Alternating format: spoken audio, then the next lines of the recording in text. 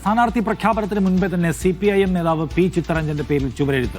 ആലപ്പുഴ മണ്ഡലത്തിലെ sitting MLA ആണ് P Chittaranjan. ആലപ്പുഴയിൽ CPIM പരിഗണിക്കുന്നത് ചിത്തരഞ്ജനെ തന്നെയാണ്. ആലപ്പുഴയിൽ നിന്ന് ഫൈസൽ ചേരുന്നു. ഫൈസൽ, സംഗതി ഉറപ്പിച്ച ശേഷമാണോ ചിത്തരഞ്ജന്റെ ടീം ഇറങ്ങിയിട്ടുള്ളത്?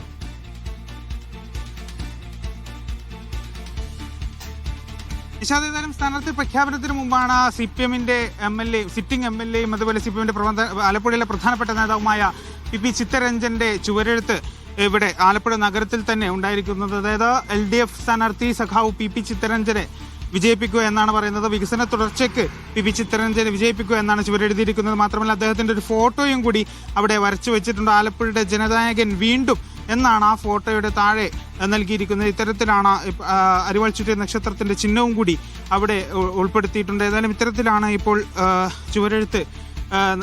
ചുവർ എഴുതിയിരിക്കുന്നത്.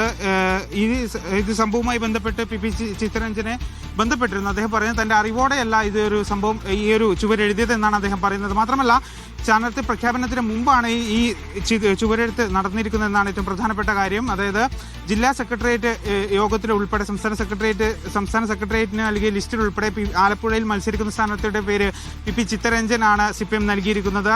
അത് കൂടാതെ മണ്ഡലം കമ്മിറ്റി ചിത്തരഞ്ജന്റെ പേര് അംഗീകരിച്ചിരിക്കുന്നതുമാണ്.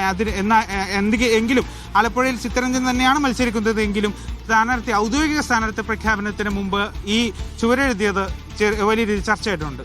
നിഷാദ്. ശരി.